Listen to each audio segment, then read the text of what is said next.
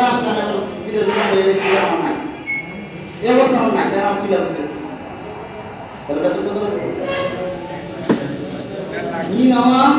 minimum না হইব ৮০,০০০ টাকা না হইব ৮০,০০০ টাকা কাজ আছে কথা না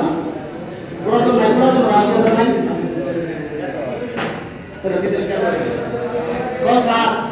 আপনার এগুলো আপনি তো না খেয়াল করে শুনেন কি কয় শুনবেন আমি এরকম আরো করে দেখছি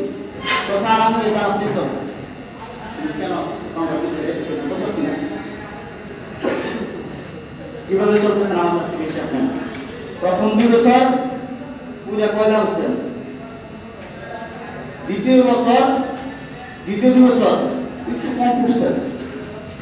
মানে কাঠ করে কিছু পাওয়া যাবে চতুর্থ বছরের পরে চোখের পানি শুকায় গেছে তখন আর পয়লা ফুটে না তখন ২-৪টা জমে কেমনে জমে একটু কাজও শিখছেন একটু ভাষাও শিখছেন একটু বেতন বাড়ছে বুঝলেন তার বেশি ৬ বছর পরে একটু টাকা জমছে তখন বউ বাচ্চার কাজে ঋণ রাত পোষাইতে পারে ৮-১০ বছর পরে দিয়েছে বা ১৫ বছর পরে বাড়িতে এসে একটা হাত বিলি তুলছে মানে এর মধ্যে আপনি কিন্তু পয়লা ছাড়িয়ে গেছে কিচ্ছু নাই আপনার যদি দেশে আইনা পাওয়া যায় যে তুমি পুকুরে যাইতে না মাছ